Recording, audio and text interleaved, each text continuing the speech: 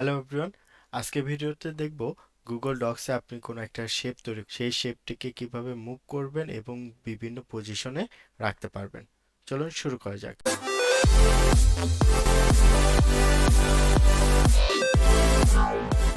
প্রথমে আমরা ইনসার্ট মেনুতে যাব, এখান থেকে ড্রয়িং এ যাব, নিউতে ক্লিক করব।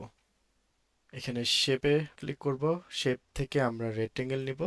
এখানে আমি একটি রেক্টেঙ্গেল তৈরি করলাম। এটার বর্ডার কালার আমরা ট্রান্সপারেন্ট করে দেব এবং ফিল কালার এখান থেকে একটি চুজ করে নেব। দেন সেভ অ্যান্ড ক্লোজ দেব। এটা আমাদের অনেকটা ইমেজ আকারে চলে এসেছে।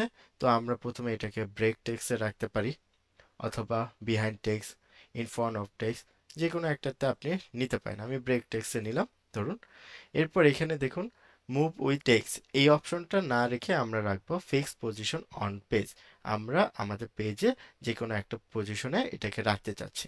এটা সিলেক্ট করার পর আমি এখন এটাকে কোথায় ব্যবহার করব, ধরুন আমরা উপরে এবং নিচে ব্যবহার করব। আমি উপরে নিয়ে গেলাম এটাকে ট্রান্সফর্ম করে নিলাম। এটার একটা ডুপ্লিকেট করব, কন্ট্রোল সি দিয়ে এবং কন্ট্রোল ভি দিয়ে পেস্ট করব। এটার পজিশন আমরা বটমে রাখবো এবং এটার সাইজ ধরুন আমরা চাইলে একটু বাড়িয়ে দিতে পারি। তো এইভাবে আমরা যে কোনো শেপ তৈরি করে সেটা পেজে যে কোনো অংশে রাখতে পারবো। ধন্যবাদ সবাইকে।